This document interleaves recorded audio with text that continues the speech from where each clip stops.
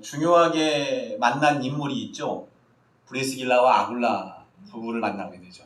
그 부부가 바울의 사역에 매우 중요한 일들을 합니다. 고린도 교회에서 이 바울이 했던 일들이 그 브리스길라와 아굴라가 했던 일들이 뭡니까? 천막을 만드는 일이었죠. 천막을 만드는 일을 같이 하면서 자비량 선교로 자기가 스스로 돈을 벌어가면서 하는 거예요. 그래서 이런 부분들을 고린도 후서에서도 그런 얘기가 나옵니다만, 바울은 내가 너희들한테 돈을 받은 바가 없다 그랬어요.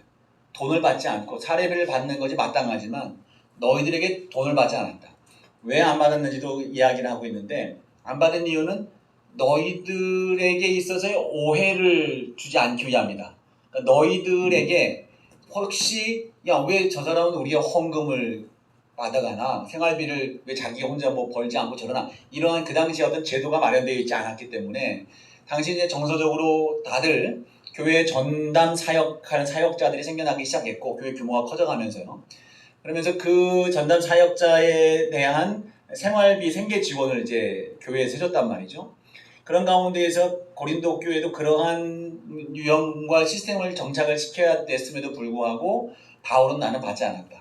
너희들을 귀히 여겼다는 거예요. 그래서 오히려 그런 신앙적 의문점이 생기고 질문이 생기는 것들에 대해서 나는 너희들에 대한 진정한 마음 때문에 받지 않기도 했고, 오히려 어디서 받았느냐, 빌립보 마게도냐의 교회에서 받았다고 했어요. 그 마게도냐의 교회는 빌립보 교회가 될 겁니다. 그렇게까지 이제 이야기를 하면서 고린도 교회를 사랑함으로 사역을 하게 됩니다. 그런 가운데 데살로니가에 편지를 썼는데, 이 편지는 신약 성경 전체 27권 가운데에 편지가 5권, 그러니까 하나, 둘, 셋, 넷, 다섯, 6개 빼고 다 편지예요. 그죠? 그 중에서 분량적으로 보면 거의 3분의 1 정도 된다고 그래요. 분량적으로 그 정도 되고, 그 가운데 그 편지의 서신 형식이 바울이 쓴 게 13가지. 물론 여기서는 완전히 바울이 쓴 거라고 확정짓고 다들 동의하는 게 있는가 하면, 바울의 이름만 빌렸다라고 주장하는 사람들의 것도 있지만 어쨌든 13개가 바울의 서신이라고 우리는 알고 있고, 그리고 나머지 공동서신은 뭡니까? 공동서신 일반 보편서신이라는 표현을 쓰는데, 그 다른 사도들의 이름을 따서 그 서신을 쓴 거예요. 그러니까 통상적으로 다 전적으로 그런 건 아닙니다. 에베소서 같은 경우도 그렇고 합니다만, 바울 서신의 대부분은 그 사유가 있어요. 편지를 쓰게 된 이유가 있습니다. 그 어떤 그 바울의 서신은 수신자가 이 서신의 이름으로 붙었어요. 교회가 그 수신자면 교회 이름으로 붙었고, 개인이 수신자면 그 개인 이름으로 붙었단 말이죠. 그래서 그 디모데가 수신자면 디모데 전서, 먼저 보냈으면 전서, 나중에 보냈으면 후서. 교회, 데살로니가 교회에 보냈으니 데살로니가 전서, 데살로니가 후서. 로마서는 로마 교회에 보낸 거고, 고린도 전서 후서는 고린도 교회에 보낸 겁니다. 그러니까 그렇게 수신자의 이름으로 그 사도 바울의 편지가 이름 붙었습니다. 물론 뭐 저 사도 바울의 편지 안에서도 어디서 어떤 상황에서 썼느냐, 또 목적이 어떠냐에 따라서 또 구별이 돼요. 옥중서신, 에필골, 그렇죠. 옥중에서 썼던 옥중서신이라고 하는 그러한 서신도 있고요. 목회서신이라고 해서 디모데 전후서, 디도서도 그렇게 구별을 할 수가 있습니다. 그러니까 여러 가지 이제 구별을 하고, 좀 말씀드렸던 것처럼 바울이 쓴 서신은 대부분 그 교회, 그 수신자에게 필요에 의하여 펜을 든 거예요. 그러니까 이제 단순히 우리 복음서라든가 이런 것처럼, 물론 누가복음은 아니었죠. 누가복음은 수신자가 있었어요. 데오빌로 총독에게 누가가 그 복음을 전달하고자, 복음을 알리고자 서신의 형태를 빌어서 복음서가 진행에 쓰여졌던 거죠. 그런 형식을 있던 것처럼 분명한 교회의 문제든 그에게 이 편지를 써야 될 분명한 목적이 있어서 쓴 거예요. 그래서 그 편지가 바울의 편지의 대부분이고, 공동서신은 특별한 목적과 어떤 그 수신의 대상이 특정 지어진다기보다도 그 당시 다른 모든 교회와 성도들이 두루 이 내용, 이 복음과 믿음의 내용들을 믿음으로 붙들고 승리할 수 있기를 위해서 그 내용들을 써보낸 거예요. 물론 요한의 편지인 요한 1, 2, 3서 같은 경우에는 그 장로 가이오에게 특별하게 이제 보낸 편지이기도 합니다만, 또 이제 빌레몬서 공동서신 속에서 요한 1, 2, 3서도 그런 의미를 갖고 있습니다만, 어쨌든 보편적으로 누구나 다 받아서 그 말씀, 그 서신의 내용들을 적용해 나갈 수 있는 것으로 쓰여진 것을 공동서신이라고 하고, 바울서신은 그 교회 그 당시 수신자의 특수한 상황 속에서 그 서신을 받은 그러한 상황이 되었다. 그래서 이제 바울서신 같은 경우에는 특별히 우리가 아까도 암 시간에서도 이야기했지만, 이것이 어떤 목적으로 어떤 내용으로 무엇을 목적하여 쓴 내용인지를 분명히 인식하고 그 내용에 대한 문맥과 맥락을 명확하게 이해했을 때에 우리에게 아주 유효하다는 것이 꼭 무효한 상황도 있는 건 전제한 건 아니지만, 더 깊이 있는 이해와 적용과 말씀 앞에서의 순복함을 우리가 이루어갈 수 있게 됐다는 겁니다. 자, 데살로니가 전서를 한번 잠깐 보면, 데살로니가 전서는 보통 이 내용 자체가 사실 바울이 데살로니가 성도들에게 처음 가르쳤던 내용에서 더 많은 것들을 가르치는 것으로 보여지지는 않습니다.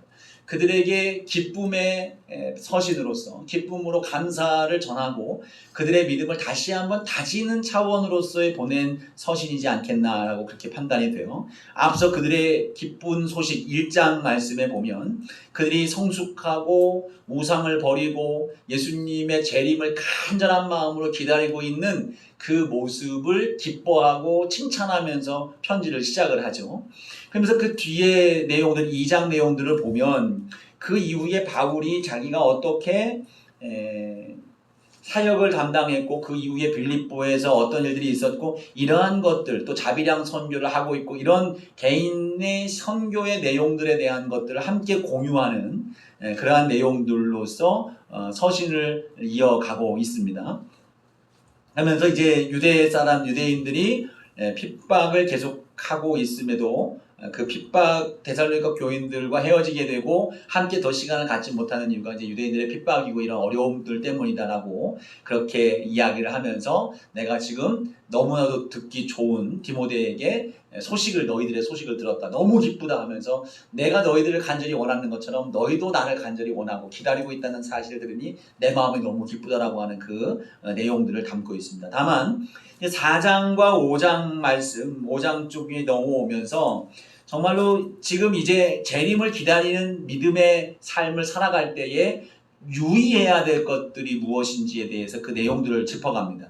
음란한 그런 우상숭배라든가 악한 일들이 혹여 주변에 계속해서 다가온다 할지라도 그것들로부터 자신을 거룩하게 지켜나가는 것. 그래서 주님의 재림이 임박할 텐데 임박한 예수 그리스도의 재림의 앞에 구원받을 만한 아름다운 모습으로 서 있어야 된다. 그러면서 마지막 끝 인사의 5장에서도 예수님의 하나님의 뜻은 너희들이 그러한 세상의 유혹과 음행과 음란의 그러한 영적인 역사들 속에서도 깨어서 항상 기뻐하고 쉬지 말고 기도하며 범사에 감사하며, 그러면서 쭉 그 내용의 다른 가지, 성령을 소멸하지 말며 예언을 멸시하지 말고 범사에 좋은 것을 취하고 악은 모양이라도 버리며, 5장 이제 16절 이하 쭉 말씀해 보면 이것이 하나님의 뜻이라고 하면서 믿음의 삶으로 나아가야 될, 주의해야 될 영적인 가치를 굳건히 붙잡고 나아갈 것을 촉구하며 나아가는 겁니다.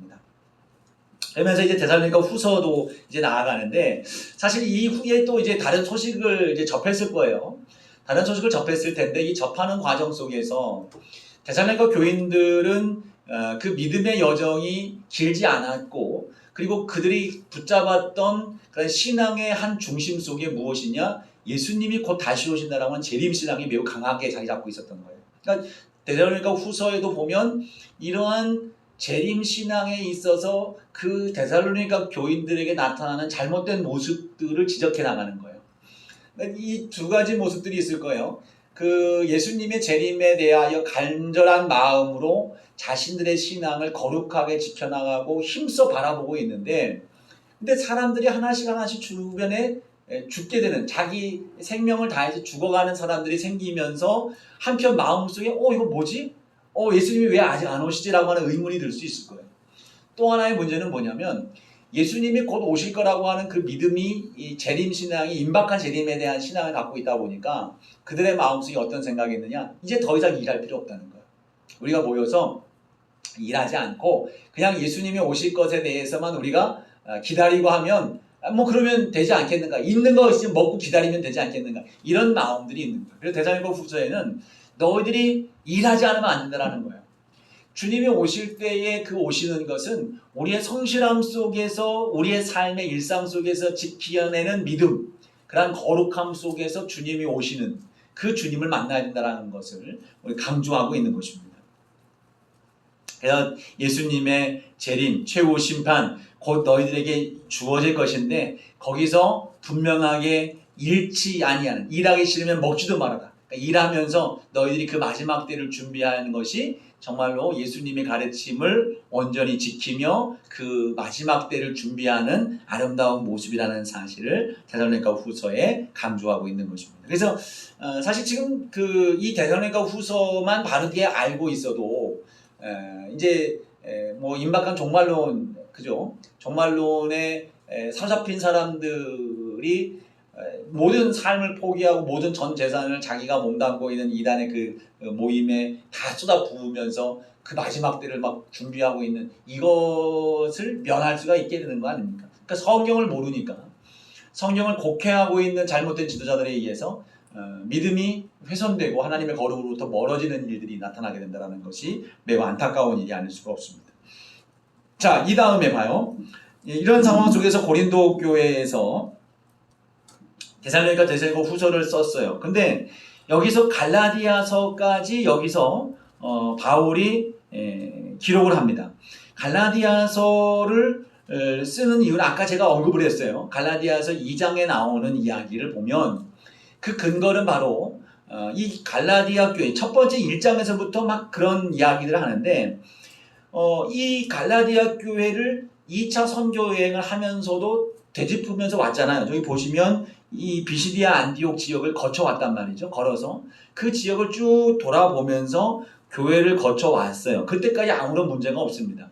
근데 거쳐와서 몇 년, 한 3년, 2, 3년 정도 가까이, 2년 정도 가까이 시간이 지나가는 과정 속에서 소식이 들려왔는데 이 데살로니가 교회에서 들려온 소식과는 다른 소식이 오는 거예요. 유대 율법주의 그리스도인들이 그 가운데 쫓아 들어간 거예요. 그래서 그 갈라디아 지역에 있는 교인들에게 지금 유혹하는 게 뭐냐면 율법을 지켜야 된다는 거예요. 율법을 지켜야 된다. 예수 그리스도를 믿는 믿음의 그 은혜만으로 너희들이 구원받는 것이 아니라 율법을 따라서 할례를 받고 그리고 그 율법을 지속해서 지키는 일들이 있어야 참된 구원이 일어난다라고 하는 것이, 그렇게 해서 거기에 넘어가고 있는 이 갈라디아 성도들의 소식이 들려오는 거예요. 그래서 다짜고짜 1장 보세요. 갈라디아서 한번 보십시오. 그 느낌을 보세요.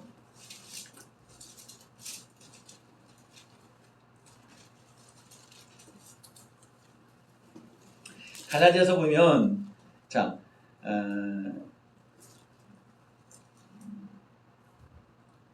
1장 1절부터 이제 사람으로 말미암은 것도 아니고, 자, 처음부터 좀 다른 서신하고는 좀 결이 달라요. 처음 다른 서신은 뭐 다른 데 보면 예를 들어서 바로 뒤에 있는 에베소서 같은 경우도 한번 보세요. 에베소서 같은 경우는 보면 하나님의 뜻으로 말미암아 그리스도 예수의 사도된 바울은 에베소에 있는 성도들과 그 그리스도 안에 신실한 자에게 편지하노니 주의 평강이 있을지어다. 인사를 이렇게 먼저 한다면 이게 서신의 전형적인 어떤 형태입니다. 빌립보서 1장도 한번 보세요. 빌립보서 1장도 한번 보면 그리스도 예수의 종 바울과 디모데는 그리스도 예수 안에서 빌립보에 있는 모든 성도와 또한 감독들과 집사들에게 편지하노니 하나님 우리 아버지와 주 예수 그리스도로부터 은혜와 평강이 너희에게 있을지어다. 인사부터 하는 거예요. 그들의 어떤 자기 소개와 그리고 인사를 하면서 서신을 시작하는 거예요. 자, 여기서 보면 여기서도 물론 이 인사가 있어요. 근데 여기서 조금 더 설명을 더 많이 합니다. 1절 말씀해 보니까 사람들에게서 난 것도 아니요. 사람들에게 난 것도 좀 결이 다르잖아요. 다른데 이제 나는 하나님의 종된 나는 너희에게 편지한다라는 표현이 나오지만 여기에는 사람들에게서 난 것도 아니요 사람으로 말미암은 것도 아니요 오직 예수 그리스도와 그를 죽은 자 가운데 살리신 하나님 아버지로 말미암아 사도된 바울은 이런 설명을 사람으로 말미암아 된 것이 아니라고 하는 것들을 힘써 강조하는 것으로 통해서 먼저 딱 이걸 갈라디아 성도들이 딱 봤을 때 어떤 느낌일까요? 아, 율법에 대한 이야기를 하는구나. 우리의 노력과 수고로 말미암아 구원받는 일들에 대한 것들을 먼저 지금 언급하고 있구나라는 느낌을 팍 받을 수 있어요. 6절 말씀 그 뒤에 바로 이제 인사를 한 뒤에 자 4절도 그렇죠. 아버지의 뜻을 따라 이 악한 세대에서 우리를 건지시려고 우리 죄를 대속하기 위해 자기 몸을 주셨으니 영광이 세세토록 있을지어다. 아멘. 먼저 이런 표현들을 먼저 쓰죠. 6절 말씀에 보면 이하 보면 다른 복음은 없나니 오직 그리스도의 복음만이 있음을 처음부터 막 강하게 지금 저돌적으로 이야기를 해요. 자, 이게 뭡니까? 결국 지금 이 갈라디아 교인들의 처한 상황은 유대 율법주의자들로 인하여서 지금 믿음이 예수 그리스도의 은혜로 말미암은 복음, 구원 이것이 지금 훼손될 위기에 처해져 있는 거예요. 예수님의 구원, 예수님의 은혜로 말미암아 얻게 된 구원으로부터 그 갈라디아 교회가 멀어지고 있는 거예요. 그 마음, 그 복음으로부터 멀어질 뿐 아니라 사도 바울, 즉 바울로부터도 멀어지는 겁니다. 그렇잖아요. 자, 지금 교회에 와서 유대 율법주의자들이 자기가 참된 사도다라고 하면서 율법을 겸하여 지켜야 된다라고 하는 것들을 강조했을 때에 이전에 바울의 이야기는 예수님만 믿으면 된다고 했는데 라고 이야기를 듣고 배워왔던 거하고 이질감이 느껴질 거예요. 근데 사실 여러분 믿음만으로 구원받는다는 게 쉬울까요? 아니면 율법 조항을 들이대면서 이 율법대로 행하면 구원받는다라고 하는 것이 쉬울까요? 믿음만으로 하는 게 쉬울까요? 진짜요? 근데 여러분 생각해 보세요. 믿음으로 구원받는다고 했을 때 믿음의 기준이 뭐냐 말이에요. 믿음의 기준. 믿음은 당신이 뭘 기준으로 믿음으로 말미암아 지금 구원받을 만한 믿음이 있냐 말이죠. 물론 야고보서에서 지금 우리에게 행위를 말하고 있기 때문에 우리는 그걸 이해하고 있지만 자, 초대교회 사람들 한번 생각해 보세요. 믿음으로 구원받는다고 하는데 명확하냐 말이죠. 구원받을 수 있습니까? 믿음이 명확해서 믿음만으로 구원받는다라고 하는 확신 속에서 우리는 있지만 믿음만으로 구원받는다라고 하는 믿음이라고 하는 아주 추상적인 개념 속에서 구원의 개념이 내가 구원받을 수 있을까? 없을까? 라고 하는 의구심이 때로 들 수도 있는 거예요. 근데 율법을 갖다 줘요. 할례 받아야 구원받는다. 그리고 요거 지키면 구원받는다. 예, 딱 갖다 드리겠어요. 그게 쉽습니까? 이거 쉽습니까? 이게 훨씬 쉽죠. 할례 받으면 그래 난 안전해. 나 할례 받았으니까. 그잖아요. 유대인들이 그와 같은 거예요. 지금. 유대인들이. 그러니까 유대인들은 구원받기가 쉬운 거예요. 그래서 바리새인들은 나는 할례 받았어. 난 11조 하고 있어. 나는 정기적으로 구제하고 있어. 속은 썩어 문드러져 가고 있지만 겉으로 제시한 기준을 들어갔어. 넘어갔어. 나는 이 선에서 벗어난 자가 아니라 그 안에 들어온 자야. 이방인들은 이 율법에서 벗어난 죄인이야. 이들은 구원받지 못할 사람들이야. 그러면 나는 선 안에 들어와서 이 율법을 따라 살아가고 있으니 나는 구원받은 사람. 지금 난장판을 쳐도 할례 받았고 정기적으로 기도하고 있고 정기적으로 헌금하고 있으면 구원받는 사람이에요. 얼마나 쉽습니까? 동의 안 되시나요? 기준이 명확하게 있으면 1번부터 10번까지 기준이 명확히 있으면 훨씬 쉬운 거예요. 그러니까 이 갈라디아 교인들이 그래서 지금 교회에서도 보면 보세요. 우리가 아닌 것처럼 느껴지지만 교회의 율법적인 설교가 참 많습니다. 그래서 제가 율법적인 설교라고 하는 표현이 다 설교를 부정하는 게 아닙니다. 문제는 윤리적 설교가 문제인 거예요. 윤리적 설교가 이 윤리가 그리스도인들에게 어떤 위치에 있느냐 이 포지션이 매우 중요하거든요. 믿음으로 말미암아 우리의 삶이 변화된 현상으로서의 윤리냐 아니면 이 윤리를 지킴으로 말미암아 믿음의 범주 안에 들어가느냐라고 하는 것에 미묘한 차이를 설교 강단에서는 구별해주지 않을 때 문제가 생기는 거예요. 무슨 말씀인지 이해가 되시죠? 우리는 구원을 믿음으로 구원받는 걸 확실히 알아요. 근데 강단에서 이야기될 때에 어떤 표현을 쓰냐면 이렇게 해야 구원받는다는 표현들이 직접적인 이렇게 해야 구원받습니다라는 표현은 안 하지만 이렇게 안 하면 구원 못 받을 것처럼 얘기가 돼요. 전혀 다른 거예요. 이게 율법주의적인 설교가 돼요. 잘못하면. 설교의 의도는 분명한 겁니다. 우리가 믿음으로 구원받은 자라면 당연히 우리의 삶 속에는 성령의 열매가 나타나게 돼 있어요. 열매가. 하나님을 사랑하게 되면 그 사랑함으로 말미암아 나타나는 현상이 뭡니까? 형제를 사랑하게 되어 있는 거예요. 하나님이 사랑하는 그 형제, 그죠? 내 사랑하는 남자가 생겼으면 내 사랑하는 남자의 가족들도 내가 사랑할 수 있는 마음이 생기는 거예요.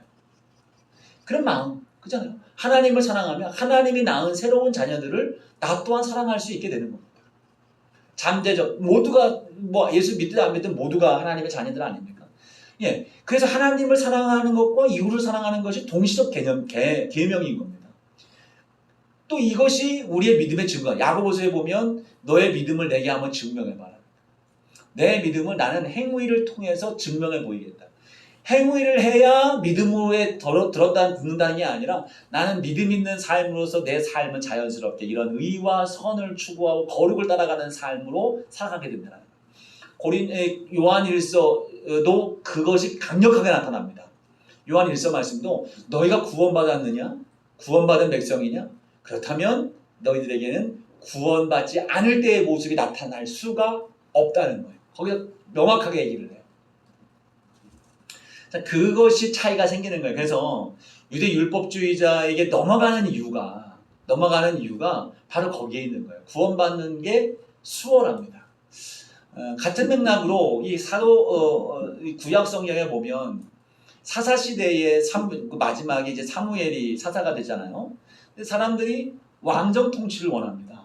왕정 통치를 원해요. 근데 왕정 통치를 원하는 이유가 뭘까요?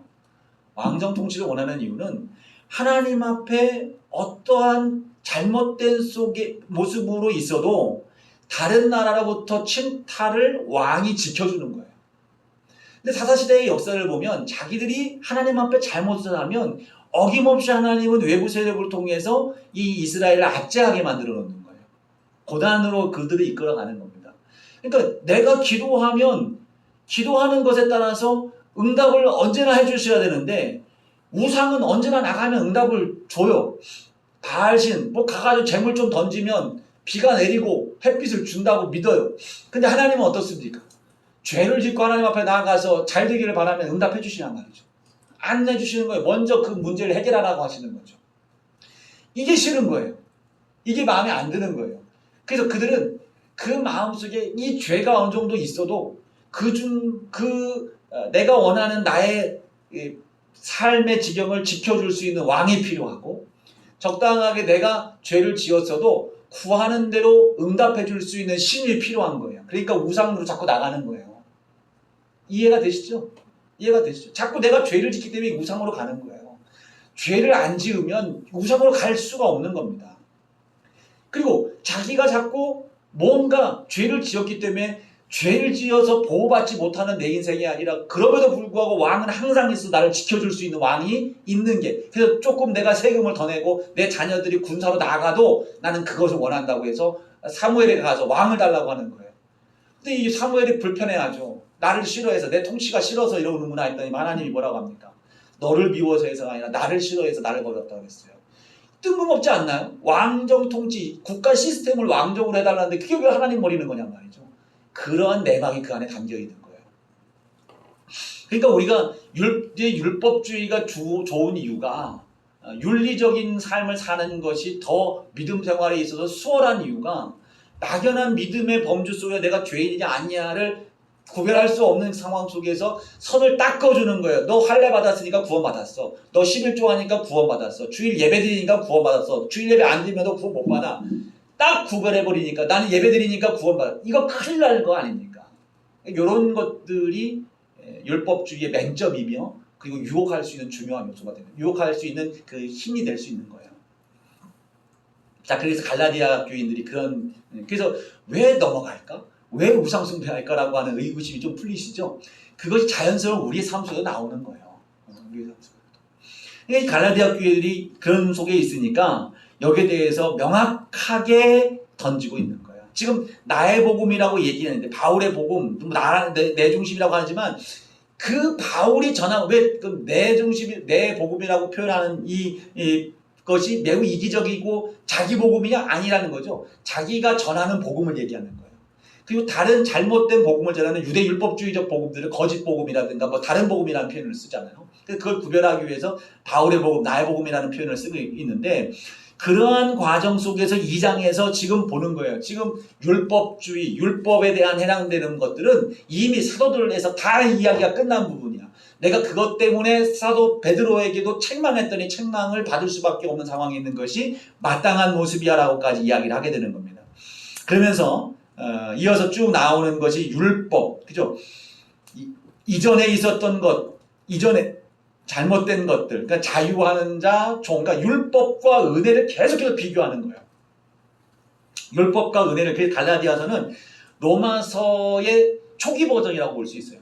로마서의 초기 버전인데 로마서는 로마 교회에게 쓰여 보내지만 그 로마 교회에게 진정한 복음이 무엇인지에 대해서 그 바울이 경험하고 믿어왔던 그것들을 아주 정갈하게 아주 정말 내용의 진수를 뽑아서 보낸 거라고 한다면 이 갈라디아서도 이 매우 핵심적인 율법과 은혜의 이야기를 하지만 이때에는 그 상황 속에서 유대 율법주의를 대적하면서 그것들을 배격하기 위한 목적으로 쓰여진 거기 때문에 매우 거칠어요.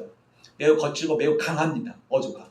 그래서 지금 자유자냐, 종이냐, 은혜냐, 율법이냐 이런 것들을 계속해서 이야기를 하는 거예요. 그래서 3장 이후에 보면 갈라디아 사람들에게 호소하는 그런 내용들이 쭉 나오는데 여기에서 이제 여러 가지 이제 이야기들을 하면서 율법 아래에 있는 사람들 행위 뭐 이런 것들을 이제 쭉 이야기하면서 율법을 따라가는 것은 참된 믿음이 될 수가 없다는 사실을 전하고 있는 것입니다.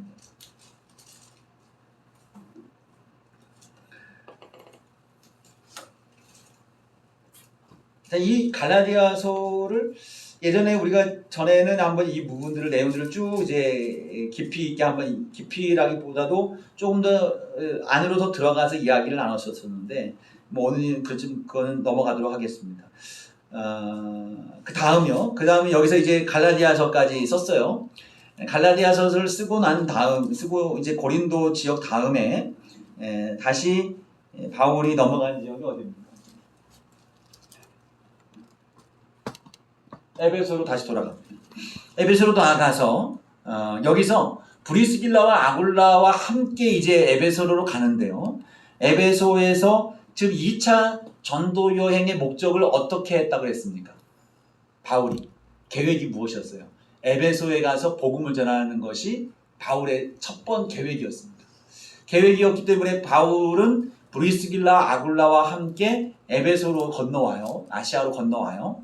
건너오고 바울은 이제 그 안디옥으로 다시 선교 보고를 할 목적으로 뭐 여러 가지 뭐 이유들이 있겠습니다만 다시 이제 안디옥에 가야 될 목적으로 나아가는데 이 에베소에다가 브리스길라와 아굴라를 남겨둬요. 에베소에. 그래서 이 브리스길라와 아굴라가 에베소 선교에 있어서 중요한 역할들을 여기서 감당하게 되는 겁니다. 그리고 여기 남겨놓고 바울은 그 다음 로도를 통해서 가이사라를 통해서 예루살렘에 거쳤다가 다시 이제 수리아 안디옥으로 넘어가게 됩니다. 그래서 2차 선교여행이 이렇게 마지막을 가네요. 자, 2차 선교여행에서의 매우 중요한 결실들이 있죠. 빌립보 교회가 세워졌어요. 그리고 데살로니가 교회가 세워졌고 고린도 교회가 세워졌습니다. 그리고 에베소 교회를 세울 전진 기지와 같은 존재 브리스길라와 아굴라를 남겨두고 자기 이제 안디옥으로 되돌아오게 되는 겁니다. 여기서 데살로니가전서 갈라디아서를 쓰게 됐죠.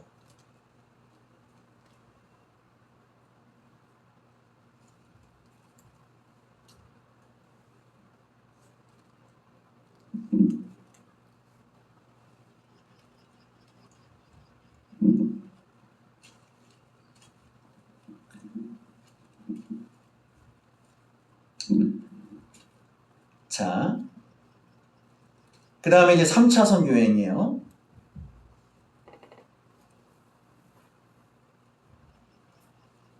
자, 지금 보세요. 이 앞에 보면 이미 이제 교회가 다 세워져 있습니다. 예루살렘 교회가 있고 북쪽에 무엇입니까? 안디옥 교회 있죠. 왼쪽에 갈라디아 교회가 있습니다. 왼쪽 끝에 맨 위에 빌립보 교회, 그 밑에 어느 교회예요? 데살로니가 교회. 안 써 있죠. 그 밑에 어느 교회예요? 고린도 교회. 네. 자, 저 위치에 있는 거예요. 저렇게 지금 2차 전도회까지 했습니다. 자, 수리아 안디옥에 또 출발을 합니다. 이제 다소를 거쳐서 그 다음에 더베를 거쳐 다 갔던 지역이죠. 루스드라를 거쳐서 이고니온 그리고 갈라디아 지역을 거쳐 비시디아 안디옥을 거쳐요. 그 다음에 간 곳이 이제 에베소로 갑니다.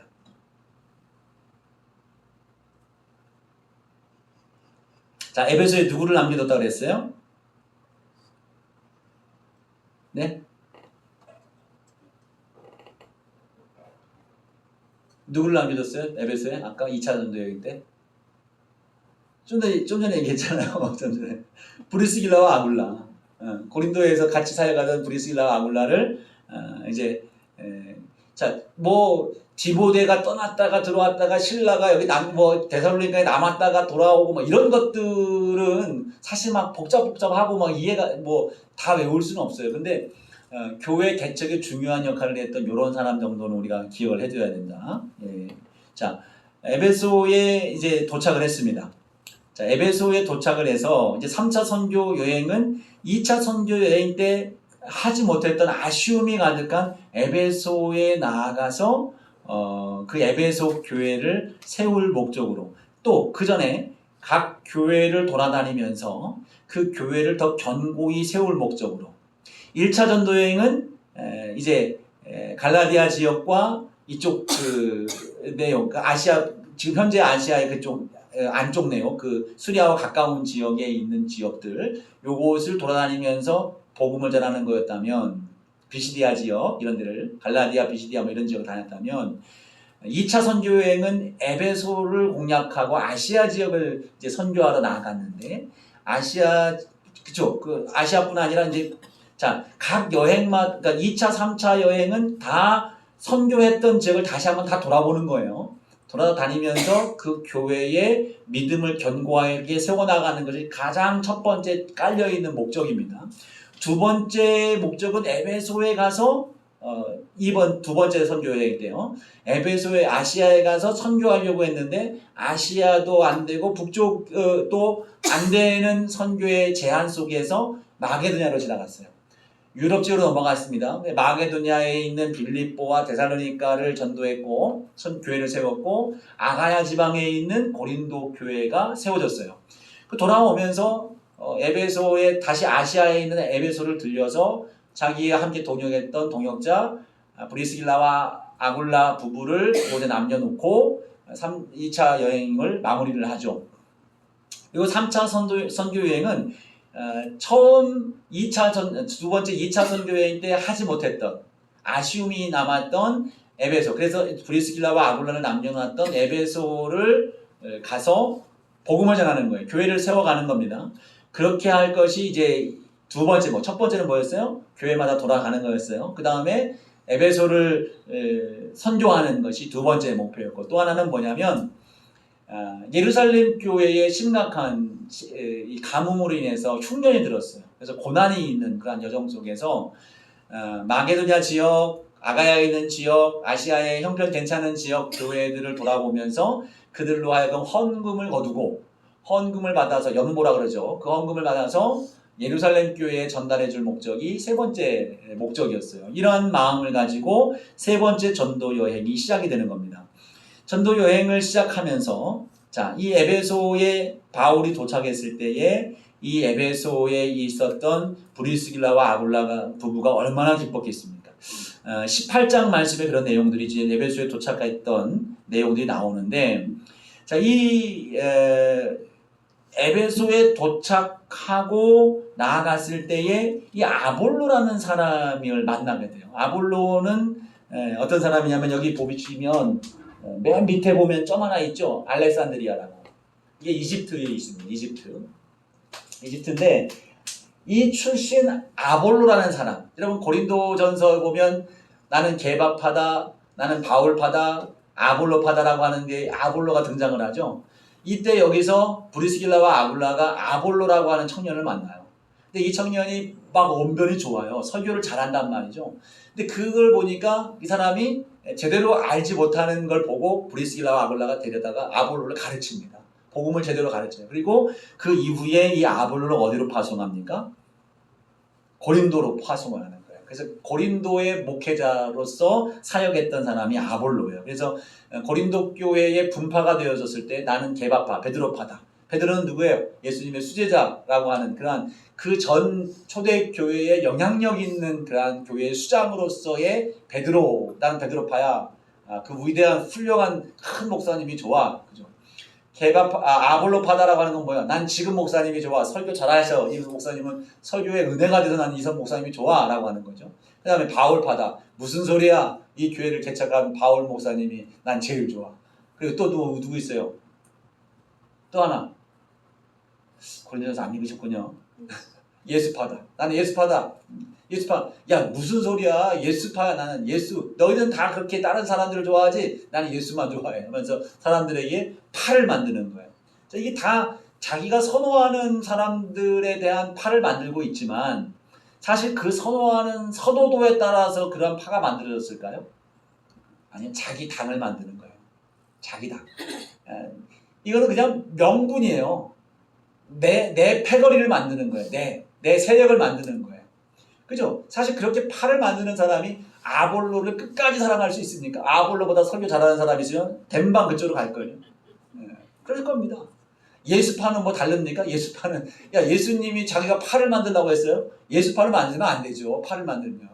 근데 자기도 예수라를 이름은 나는 예수만 믿어. 나는 오직 예수야 라고 하면서 다른 사람 오직 예수를 외치지 않는 사람들을 또 따돌림하는 게 이게 뭡니까? 잘못된 믿음 아닙니까? 파당짓는 모습인 거예요. 그러니까 예수파, 여러분 난 게바파다, 아볼로파다, 바울파다 하면서 예수파다 했을 때 제일 좋은 파가 누구냐? 예수파가 제일이 아니야? 아닙니다. 다 자기를 위해서 파를 만드는 거예요. 자, 그런 상황 속에서 이제 에베소 교회가 세워지게 되는 거예요. 이 에베소는 그때 당시에도 상당히 큰 도시고 매우 음흉한 도시입니다. 음란한 도시이기도 해요. 그러니까 그 지역 자체가 다 그렇습니다. 그러니까 우상숭배의 유형이 그랬습니다. 그 당시 여신전에는 항상 공창이라 그래서 이제 그 제의의 한 부분으로서 몸을 파는, 몸을 뒤섞는 성적인 일들을 행하는 일들이 매우 많았어요. 고린도 교회 같은 경우, 고린도 지역 같은 경우에는 그런 일들을 하는 그 매춘하는 제사장, 여제사장들이 뭐 2,000명, 3,000명도 있었다고 하는. 고린도 지역은 뭐 이렇게 표현하면 좀 그렇긴 합니다만 항구가 있잖아. 항구가 발달된 도시는 무역이라든가 외부 사람들이 끊임없이 오가는 곳이기 때문에 그곳에는 이 매춘에 관련된 부분들이 많았고 그런 것들을 공식적으로 장려를 했고 에베소 지역에 가면 사창가 가는 길을 돌에다가 새겨놨어요.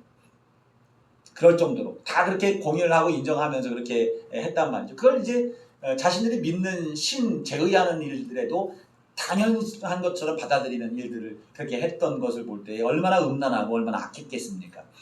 그런 가운데 이제 에베소의 교회가 세워지는 거예요. 이 에베소는 매우 마법도 횡했어요. 그래서 지금 사실 좀 이것도 조심스러운 표현이긴 합니다만 교회마다 이제 조금 교회 학교 아이들을 전도하고 하는 방법으로 마술을 하잖아요.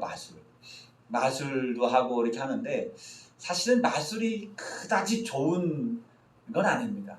일단 첫 번째는 뭡니까? 뭐 오락이지만 대전제가 속이는 거 아닙니까? 속이는 거예요. 그 당시 에베소에 두란노 서원이 세워지는데 이 당시 에베소에 마법이 그렇게 많이 발달이 되어 있었어요. 마법은 이 마술, 우리가 하는 이 마술, 눈속임 같은 거, 막 있다가 사라지는 거, 이런 것들이 얼마나 그 당시 사람, 요즘에는 막 논리적으로 막 의심하고 그 방법을 막 찾아내고 하기 때문에 그렇게 막 신비로운 것이 아니겠지만 옛날에 정보와 문화가 발달되지 않은 상황에서 이 마술은 엄청난 신비로운 일이에요. 그러니까 신의 영역이기도 했을 겁니다. 그러니까 그런 것들을 통해서 사람들을 미혹하는 거예요. 사람들의 인기를 끌어내는 겁니다. 그래서 그 예수님의 복음이 전파됐을 때 그곳에 얼마 수많은 이제 마법책들, 그런 마술책들이 막 나와서 불태워지고 하는 일들이 막 일어나는 거예요. 그런 겁니다. 그러니까 어쨌든 이 에베소 교회가 세워지는데 이 에베소 교회 속에서 있으면서 이 바울에게 들리는 이제 소식이 또 심각한 소식이 들려오게 되는 거예요. 어떤 소식이냐? 고린도 교회의 소식이 들려오는 거예요. 고린도 교회. 여기서 그래서 에베소에서 고린도전서를 쓰게 됩니다. 고린도전서를 쓰는데 고린도전서는 여러분들이 익숙하죠. 고린도전서는 매우 우리가 그 내용에 대해서 잘 알고 있습니다. 은사에 대한 이야기들을 다루고 있고 그리고 사랑장이 고린도전서에 있기 때문에 고린도전서에 대한 이해가 우리가 많이 있고 근데 이제 사랑만 이야기하느냐, 사랑을 이야기하는 목적이 뭐냐? 지금 이 고린도 교회는 은사가 나타나는 놀라운 기적들이 막 일어나고 있어요. 성령의 충만하심으로 말미암아 나타나는 은혜가 막 임했단 말이죠. 그래서 방언이 나타나고 병 고치는 역사가 나타나고 예언도 있고 방언 통역가 되는 일도 있어지고 많은 은사들이 막 나타나는데 문제는 뭐예요? 그 은사가 주어지는 이유가 무엇입니까? 목적이 무엇입니까? 은사가 주어지는 이유는 사역을 감당하고 사명을 감당하기 위함이에요. 복음을 전파하는 통로로서의 그러한 도구가 되는 것이 은사예요. 그래서 은사는 있다가도 사라지는 겁니다. 근데 성령의 열매는 어떤 거예요? 내게 성령이 임재해 계시다라고 하는 결과예요. 그것은 성령의 열매는 있다가 사라지는 것이 아니라 있다가 사라지면 우리가 큰일 나는 겁니다. 우리는 성령의 열매는 지속해서 점점 더 커져가야 되는 거죠. 이게 그리스도의 성화 아닙니까? 근데 은사는 사역을 위해서 우리의 열매가 아닌 거예요. 잠시 필요할 때에 따라서 주어졌다가 사라지기도 하는 것들이란 말이죠. 근데 문제는 고린도 교회의 이러한 일들로 인해서 그리스도의 복음이 전파되는 현상으로서 성령이 사역을 감당할 수 있도록 돕는 그러한 도구로서 은사가 임했는데 문제가 생기는 게 이 은사로 인해서 교만해지기 시작하는 거예요. 사실 그래서 또 어떤 면에 있어서는 은사를 굳이 안 주셨으면 좋지 않겠나라고 생각이 되지만 근데 은사를 통해서 또 주는 교회의 유익이 엄청 큽니다. 그렇잖아요. 살아계신 하나님의 증거들이 막 나타나는 그런 하나의 통로가 된단 말이죠. 근데 이 교회도 은사 중심주의로 가면 문제가 되는 거예요. 은사가 나타나는 것 자체가 문제가 아니라 은사를 주신 하나님의 문제가 아니라 은사를 받은 자로서 이들이 이 은사에 대한 이해와 은사를 유지하는 태도가 잘못된 것. 이것이 문제인 거예요. 고린도 교회가 그와 같은 일이 일어난 거예요. 방언을 서로 막 자랑하는 거예요. 네 방언이 좋냐, 내 방언이 좋냐.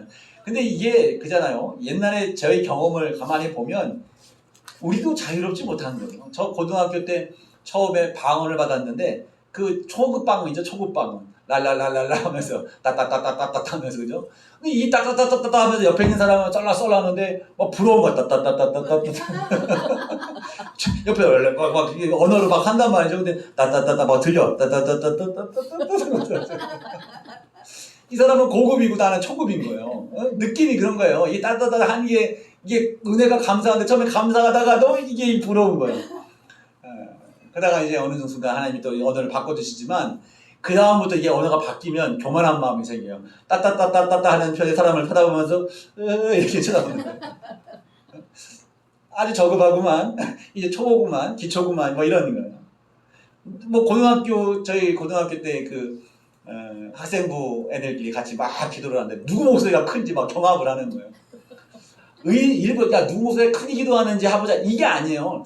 옆에서 소리가 막 쫙 하고 하면은 저도 뭐 쫙 더 크게 막 하고 경쟁을 벌이는 경쟁, 은근히 마음속에. 옆에 울면 나도 울어야 될 것 같은 거예요. 막. 이런 것들이 내 마음속에 계속 있는 거예요. 그러니까 은사 자체가 내게 쓰임의 의미를 기억하고 그 은혜에 맞게 이것을 사용하는 게 아니라 내 자랑거리가 돼버리는 거예요. 못하는 사람이 있으니까 상대적으로 비교적으로 더 잘하는 사람 앞에서는 나도 달라고 막 그죠. 그래서 방언 통역 좀 하게 해달라고 아무리 기도해도 통역은 안 주시더라고요. 얼마나 교만하게 보이셨을지 모르잖아요. 통역은 안 되는 거예요.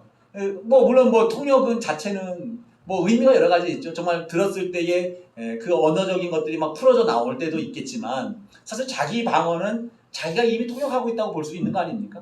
자기가 통역 방언을 막 하면서 그 언어 이면에 내 마음속에 계속해서 들어오는 문장과 그런 기도의 내용들이 담겨진단 말이죠. 그리고 또 때로는 내가 뭐 방언을 하고 난 뒤에 그에 대한 또 이게 그 해석인지 모르겠지만 그러한 표현들로 기도도 하게 되고 여러 유형으로 내가 하는 방언에 있어서만큼은 내 스스로가 내 영이 인지하고 그 내용들을 나로 하여금 인식하게 만들어주지 않나 이런 생각을 하게 돼요. 어쨌든 근데 그 방언이라든가 이런 것들이 자기 자랑이 되어버리는 거예요.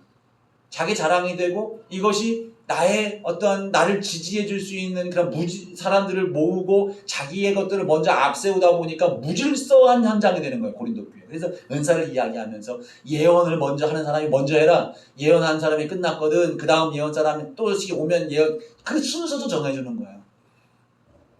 그리고 방언할 때도 통변해라. 자기 혼자 방언하는 건 자기에게 유익하지만 다른 교회에 유익한 것이 될 수가 없으니 방언을 막 소리내서 막 하지 말고 잠잠해라. 그리고 통역을 하는 사람이 있을 때 그 통역을 해주는 걸로 그것이 교회의 유익을 삼으라고 하는 거예요. 그러니까 무질서를 질서 있게 만들어가는 거예요. 그러니까 이런 상황, 교회가 분파되어져 있는 상황 속에서 있는 모든 현상들을 보는 거예요. 그러면서 이제 교회 안에 있어지는 음행의 문제, 결혼의 문제. 이 결혼의 문제는 이제 음행 이야기를 하다 보니까 이제 결혼에 관련된 부분들을 수도 바울이 자기의 견해와 함께 더불어서 이야기하는 부분들. 음행에 또 연결되어서 우상숭배, 그 고린도 교회, 고린도 지역 자체가 우상숭배가 횡행한 그런 부분들이기 때문에 우상의 재물을 먹는 문제. 우상 재물을 먹는 문제를 가지고도 믿음이 흔들리는 사람이 있고 교만함을 떠는 사람이 있는 거예요. 그러니까 지금 이 고린도 교회 고린도전서를 쭉 보면 고린도 교회 전체 정서 속에 고린도 사람들이 갖고 있는 이 교만과 분파의 배경이 다 바닥에 깔려 있는 거예요. 영적인 교만, 육적인 교만, 뭐 여러 가지 것들이. 음행이 들어왔는데도 불구하고 다 용납하고 있는 이런 악한 모습들, 이런 것들을 사도 바울이 하나씩 하나씩 다 지적을 하죠. 다 지적하면서 매우 강한 어조로 말합니다. 고린도전서가 매우 강한 책이에요. 고린도 교회에 대한 사도 바울의 애착이 담겨 있는 거예요. 고린도 후서도 보십시오. 고린도 후서도 보면 아주 강렬합니다. 아주 강렬해요. 그러니까 이 내용들을 그렇게 담고 있어요. 그러면서 결국은 은사들도 또 이야기하면서 은사에 대한 그 질서를 정리해 주면서 결국 13장에는 이 모든 것들이 너희들에게 크고 강하게 나타난다 할지라도 정말 중요한 것은 무엇이냐? 예수 그리스도의 십자가. 그래서 맨 앞에 너희는 바울파냐 개바파냐 분파 얘기하면서 내 자랑, 그죠? 우리의 은혜는 무엇이냐? 십자가밖에 없다고 얘기하는 거 아닙니까? 참된 지혜가 주님으로부터 주어지는 지혜지 너희들 잘났다고 막 떠들어대는 그런 사람의 지혜가 지혜로운 게 아니야 라고 하면서 하나님의 은혜를 이야기하고 하나님의 사랑을 이야기하는 거예요. 그래서 이 모든 문제를 해결할 수 있는 것들은 뭐예요? 너희들에게는 사랑이 없기 때문에 사랑을 채워야 된다. 사랑이 제일이다라는 거예요. 믿음도 중요하고 소망도 중요하고 아주 중요한 가치가 우리의 믿음에 있어서 중요한 것이 주님 오실 때까지 있을 것인데 그 가운데 제일은 뭐냐? 사랑이다. 사랑이 전제되어져 있는 은사, 사랑이 전제되어 그래서 사랑이 제일 강력한 은사라고 12장까지 은사를 이야기하다 13장에서 그 은사의 종결부로 뭘 얘기합니까? 사랑을 이야기하는 거예요. 그래서 여러분 우리가 사랑은 자연스럽게 할 수 있는 게 아니에요. 하나님의 사랑을 덧입혀 주셔야 되는 거예요. 덧입은 자가 할 수 있는 거예요. 그래서 이것을 은사와 같이 여겨서 사랑의 은사를 사모하십시오. 그러니까 사랑을 하라고 하면 안 하는데 사랑이 은사다라고 하면은 그죠? 사랑이 가장 강력한 은사다라고 하면 또 우리가 사랑할 수 있는 거 아니겠습니까?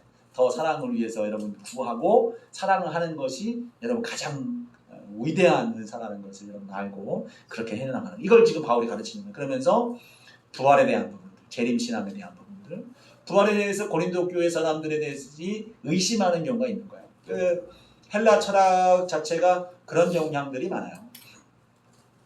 몸의 부활, 그러니까 몸과 영은 분리대가 되어서 영은 지고지순하고 육은 아주 악한 걸로 구별해요. 여러분 우리도 육적인 것이 악하다라고 하지만 이 육이 악한 게 아니에요. 여러분 분명히 이해하셔야 돼요. 우리의 영은 선하고 우리의 육은 악한 게 아닙니다. 먹는 게 악해요? 성관계하는 게 악합니까? 아니에요. 전혀 아닙니다. 우리의 삶 속에 이 땅에서 행하는 일들이 악합니까? 아니 하나님이 우리의 삶 속에 본능을 주신 거예요. 먹을 본능과 배설할 수 있는 욕구와 잠자는 욕구 이런 것들 하나님이 주셨단 말이에요. 이런 것들을 하는 것 자체가 악한 게 아니에요. 그래서 몸이 악하다고 하는 사람들은 정말 잘못된 거예요. 그래서 하나님이 어디에 나오죠? 바울이 얘기한 거예요. 갑자기 생각이 안 나는데. 우리의 몸을 악하다 하지 않아요. 그러니까 모든 것들이 하나님의 피조물인 거예요. 주님의 피조물이기 때문에 하나님이 우리를 만들어 놓고 악하게 만들어 놨냐? 아니에요. 왜 육신적인 것이 악하냐면 육신적인 것, 육으로 행하는 일들을 우선시하면서 그것을 추구하는 삶이 악하다고 하는 거예요. 무슨 말씀인지 이해가 되시죠? 육이 악한 것이 아니라 육을 지향하는, 육적인 것들을 가장 우선순위로 지향하는 삶. 이것이 육적인 거예요. 세상이 악한 게 아닙니다. 세상에 의지하고 세상의 것들로 내 삶을 해결해 나가려고 하는 그 방향성과 삶의 가치가 악한 거예요. 세속주의, 세상이라고 하는 것이 바로 세상은 하나님 만드신 세상 아닙니까? 근데 이 세상이 왜 악합니까? 이 세상이 하나님보다 앞서 있고 세상에서 추구하는 것들을 내 삶의 우선 목표로 삼고 나아가는 그 중심 가치가 잘못되었기 때문에 세상적인 것을 악하다 이야기하는 겁니다. 세상적인 것, 육적인 거라고 하는 거예요. 자, 그래서 그 사람들은 그 헬라 철학 영지주의적 사상을 힘기 때문에 육적인 것들을 악하다 해서 육은 소멸되어 버리는 것으로 여기는 거예요. 근데 육의 부활, 우리의 전인적인 부활을 이야기를 합니다. 적인 부활을 하면서 고린도전서에서 우리의 부활의 상태가 어떤 상태인지 그 질문들이 있을 거 아닙니까? 부활 상태가 어떤 것이냐? 근데 부활 상태가 어떤 것일까요? 요즘에 천국보다 아름다운이라고 하는 드라마가 나오는데 아주 그냥 혼합적인 거예요. 불교, 힌두, 인도 계통, 우리 기독교 계통 다 섞어놨어요. 다 섞어놨는데 어쨌든 천국에 있어서 거기서 신앙적 가치를 이 기독교 우리 성경적 가치를 담았어요. 거기 가서 모습은 어떤 모습이냐? 가장 아름다울 때의 모습. 그죠? 그러니까 그게 이제 고린도전서에 나오는 얘기예요.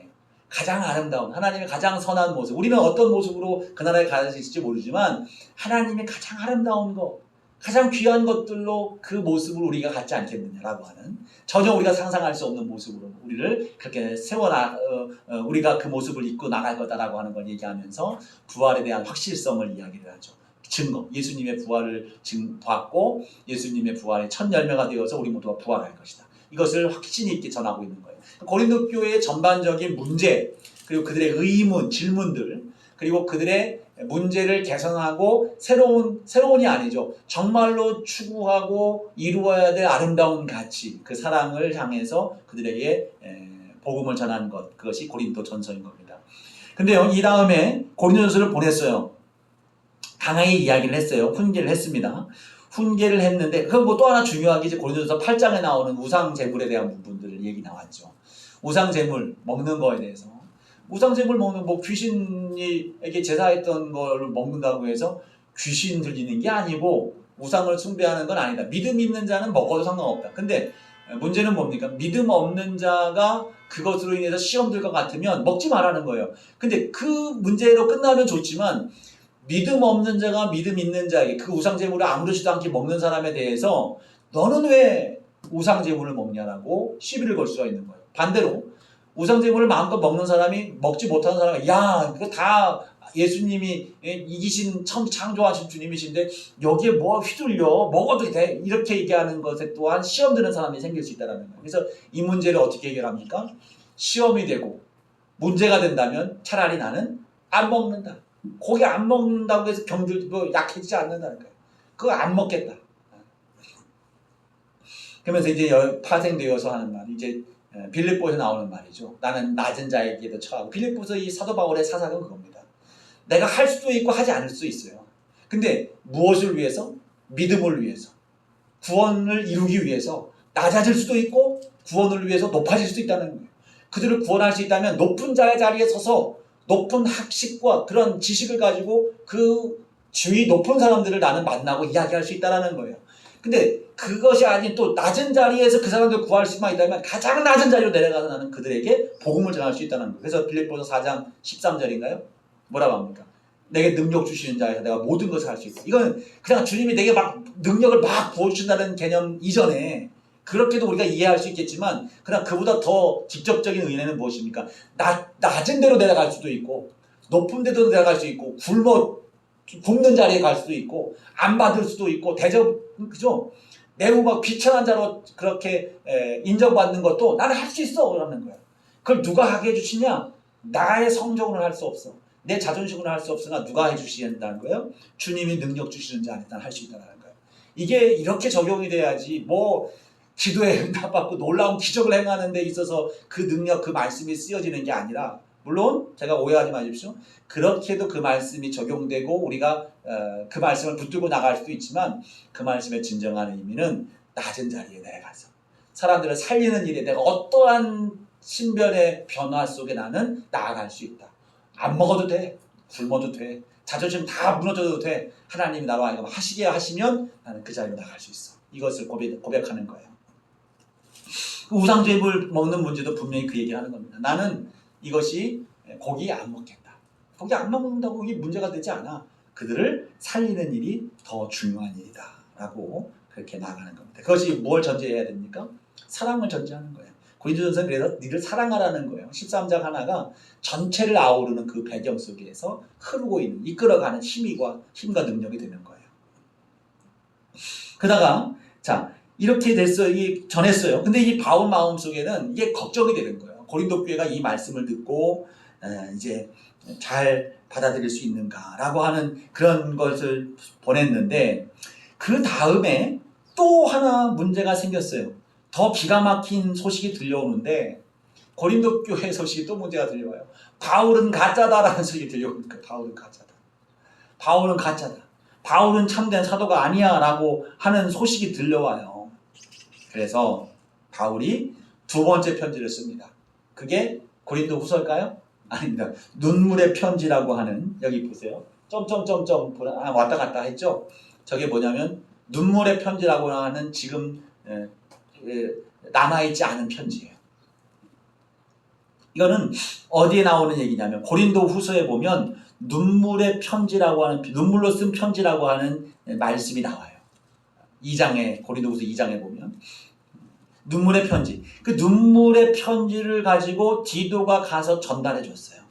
이 눈물의 편지는 내가 그 사도성에 대한 변론이고 이 사도 바울의 사도성에 대해서 이의를 제기하는 사람들은 누구였을까요? 마찬가지로 유대 율법주의적 그리스도인들이었어요. 그 사람들이 바울에 대해서 이제 고린도 후서에 보면 그런 얘기가 나옵니다. 10장에 고린도 후서 10장에 보면 바울은 우리들 앞에 있을 때는 온유해. 자 보세요. 한번 봅시다. 고린도 후서 10장.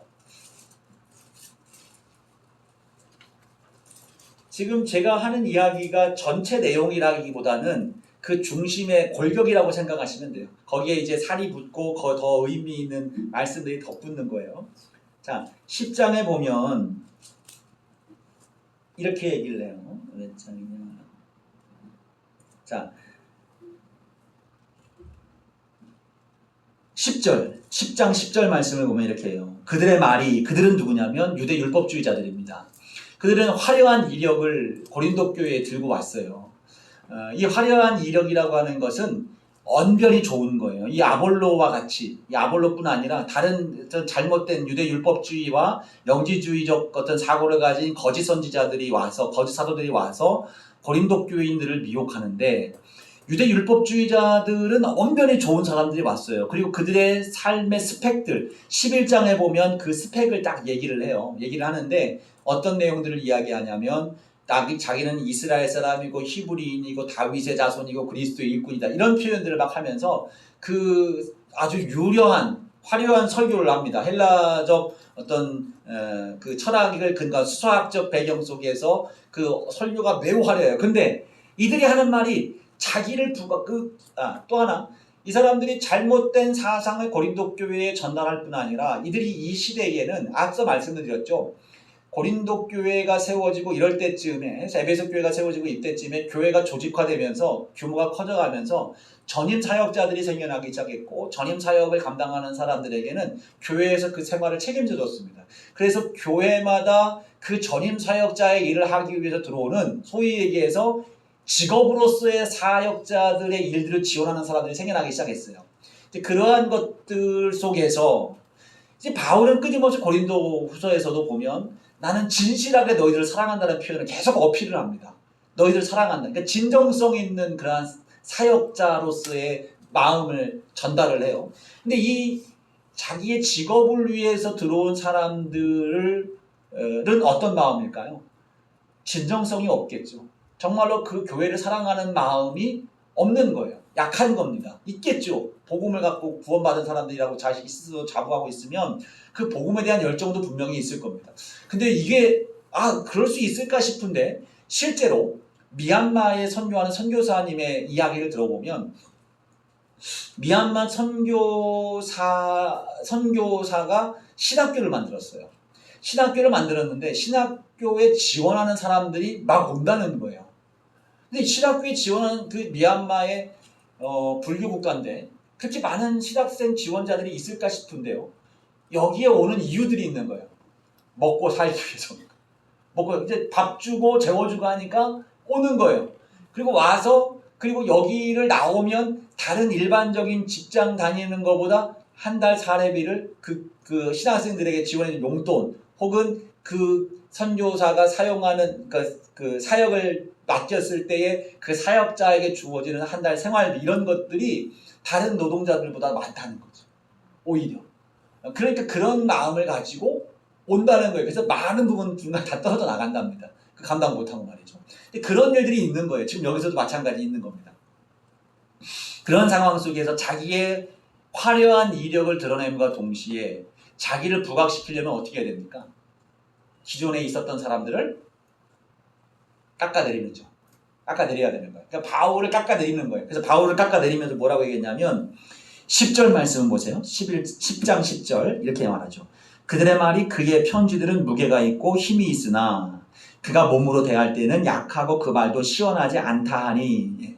자, 무슨 말이냐면 고린도 교회에 와서 1년 6개월 동안 사역하고 할 때는 뭐 온유하고 부드럽고 뭐 전혀 뭐 그런 거 없더니만 우리한테 지난번에 편지 한번 써서 보냈는데 이거 엄청 강하더라는 거예요. 편지를 썼는데 대면에서 볼 때는 한마디 그런 말도 안 하더니만 보지 않으니까 그 편지가 강하게 담대하게 쓰는 필력이 좋은 거죠. 아무튼 강하게 우리에게 책망하고 그걸 가르쳤다라는 거예요. 앞에 있을 때는 아무 말도 안 하더니만 말이에요. 언변도 시원찮더니만 필력이 좋다는 거예요. 이게 얼마나 깎아뭉개는 이야기입니까? 그러니까 이중적이라는 것이죠. 거기에 대해서 바울이 그것을 항변하는 거예요. 눈물의 편지로 호소를 하는 겁니다.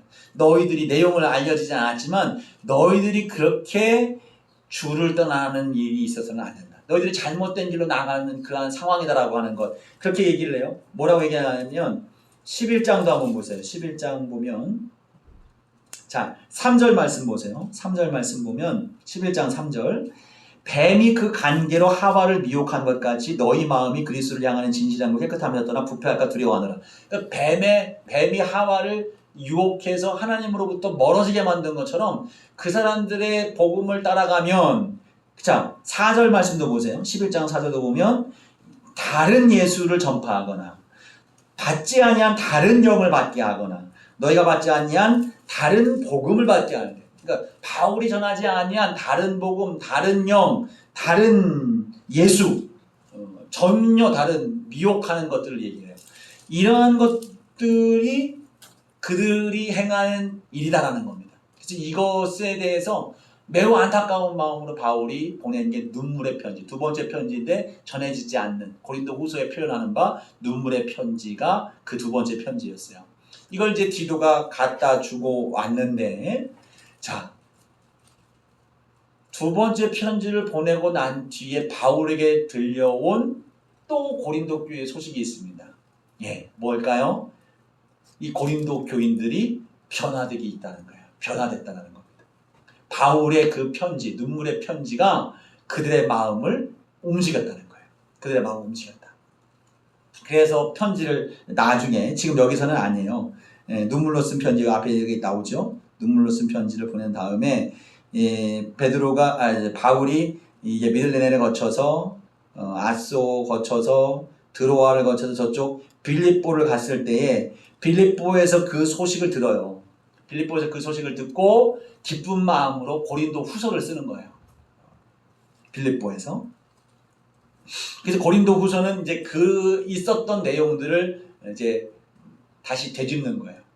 되짚으면서 거기서 그 고린도 교인들에게 주고 싶었던 말씀들을 다시 그들에게 상기시켜주고 그들에게 강하게 해주는 거예요. 그래서 좀 전에 지금 봤던 11장, 고린도후서 11장 같은 경우 보면 그 사람들이 거짓 선지자들이 나와서 자랑하고 나를 깎아내리고 하는데 내가 자랑하고 싶지 않아서 자랑할 것이 없어서 자랑하지 않는 줄 아냐 하면서 나도 히브리인이고 이스라엘 사람이고 다윗의 자손이고 수없는 그리스도 일꾼이라면서 수없는 고난을 당했다는 것을 자랑해보겠다. 자랑 막 하잖아요. 근데 자랑의 결국은 무엇인가요?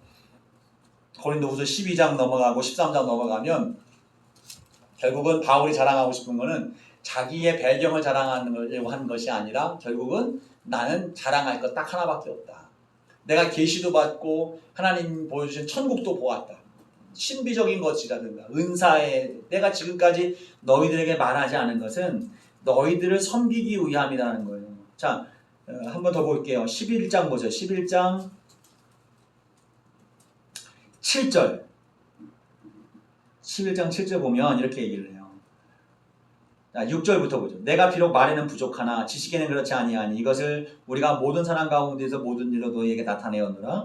내가 너희를 높이려고 나를 낮추어 하나님의 복음을 값없이 너희에게 전함으로 죄를 지었느냐. 그러니까 자기를 낮춰서 자기를 자랑하지 않은 거예요.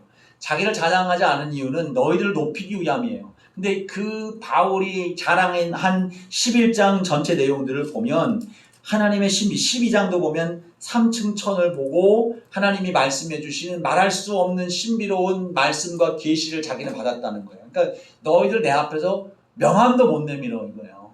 명함도 못 내미는 것들이 어디서 내 앞에서 까불어. 근데 나 이거 자랑하려고 자랑하는 게 아니야. 그래서 어리석은 말을 내가 한번 해볼게 하면서 11장 막 그런 얘기를 하잖아요. 그러면서 그가 자랑하는 것을 결국 뭐예요? 나는 나의 약함을 자랑한다. 나의 약한 데에서 주님의 은혜가 임한다는 거예요. 12장의 그 은혜. 자랑스럽게 뭘 드러나고 자랑하는 걸 추구하지 마. 약한 게 자랑이야. 하나님이 그곳에 은혜가 임해라고 하면서 이제 12장 쭉 연결을 하죠. 이것이 이제 지금 바울이 고린도 후서를 쓰는 내용들입니다. 그 또 하나 있었죠. 아까 3차 선교여행 할 때 세 번째 목적이 있었어요. 뭐였습니까? 기억나세요? 헌금을 받는 거예요. 연보를 받는 거예요. 고린도후서에서 보면 이제 문제가 해결됐으니까 이제 그가 계획했던 바를 이제 고린도 성도들에게 이제 전해주고 있는 겁니다. 뭘 전해줍니까? 예루살렘에 연보를 해라. 지금 그래서 얘기하는 바가 뭐냐면 마게도냐에 있는 사람들은 힘써서 하고 힘에 넘치도록 지나도록 헌금을 하고 있다.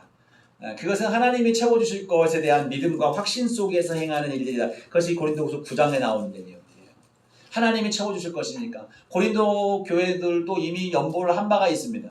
그 연보했던 것들을 멈춘 상황이에요. 하다가 그거를 계속 지속해라. 내가 마게도냐 사람들에게 빌립보 교회에 지금 얘기하고 있는 거야. 빌립보 교회에서 지금 너희들 내가 자랑했어. 너희들을 복음으로만 바로 서 있을 뿐 아니라 너희도 사는 사람들을 구제하는 데 힘써 하고 있는 것을 내가 자랑도 했는데 너희들 멈췄던 그 헌금 내가 사람을 보낼 테니 그 사람에게 헌금을 보내. 그러면 우리가 예루살렘을 도울 거야 라고 하는 거. 그것을 이제 다른 사람들에게 말하는 거지. 거짓말이 되지 않도록 그렇게 힘써봐라 라고 이제 헌금을 촉구하는 내용들을 담고 있습니다. 여러분 이런 것들이 고린도 교회에 하는 이야기지만 오늘날 저와 여러분에게 주는 말씀 아닙니까? 헌금, 구제하는 일. 내가 물질에 사로잡히지 아니하고 주님의 이게 고린도전서 8장 9장 보면 헌금의 목적은 무엇이냐? 많이 채운 사람과 없는 사람들이 있잖아요. 이게 흘러서 서로 평등하게 하려 함이라는 의미 있어요. 평등하게 하려 함. 많이 벌 수 있는 사람 많이 벌어서 많이 벌지 못하는 사람에게 흘러가서 모두가 다 고루 잘 살고 있는 공산주의죠. 이런 정치적에서 잘못된 공산주의가 아니라 정말로 진정한 의미의 공산주의인 거예요. 그래서 초대교회 사람들은 어땠습니까? 많이 가진 사람 땅 팔아서 집을 가지고 다 팔고서 그 교회 앞에 내어놓고 모두가 공유하는 공유 재산을 갖고 있는 거 아니에요. 같이 먹고 마시고 말이죠. 이게 아름다운 성도의 모범적 모습인 거예요. 이걸 너희들이 행해라. 그러면 이 일들을 누가 감당하게 하냐? 하나님이 감당하게 하신다는 거예요. 너희들이 씨를 뿌리고 나게 할 뿐 아니라 그 씨 뿌리는 동안 먹고 살 수 있도록 하나님께서 또 채워주시는 거예요. 이게 이제 고린도 후서에 쭉 나오는 내용들입니다. 자, 이렇게 바울이 고린도 교회에 대한 세 번째 편지 고린도 후서 쓴 것까지 이야기를 했고요. 베레아를 거쳐서 다시 고린도로 갔습니다. 그러니까 고린도 사람들이 또 이제 불편했던 게 계속 들려왔던 소문이 뭐냐면 고린도로 오겠다고 했는데 안 왔다고 약속 없었다고 그것까지 더 뭐라고 하는 거예요. 똑같습니다. 뭐 말도 못한다, 뭐 설교 잘하는 목사가 좋다, 온다고 하더니만 안 왔다. 요즘에도 제 교회 가서 이제 신방하면 가나보다 들면 그 목사님은 신방한다고 하더니 안 했다. 뭐 신방할 때 이런 얘기를 했다, 저랬다, 이랬다. 별게 다 문제고 별게. 믿음이 없는 거죠. 믿음이 없는 거예요. 결국. 자, 오늘은 여기까지 하고 다음 시간에 나머지 부분들을 하며 이제 서신서 나머지 쭉 연결해 나갈 수 있도록 하겠습니다. 자, 지난 시간에 우리가 에베소서, 빌립보서, 골로새서 읽어오는 거였잖아요. 그죠? 네. 자, 출석을 안 불렀으니까 지금 부르도록 하겠습니다. 오늘이 22일. 강다영님 읽으셨나요? 네. 지미숙님 읽었습니다. 정인숙님, 김성길님, 신채리님, 신현종님, 이상미님, 이종숙님 네. 읽으셨어요? 안 읽었어요. 안 읽으셨어요? 예. 자, 쭉 나머지 분들 그 댓글로 읽으셨는지를 확인해 주시길 바라고 오늘 지난 시간 거 제출하신 과제를 제가 받았습니다. 예, 감사합니다. 다음 시간에는 읽어볼게요.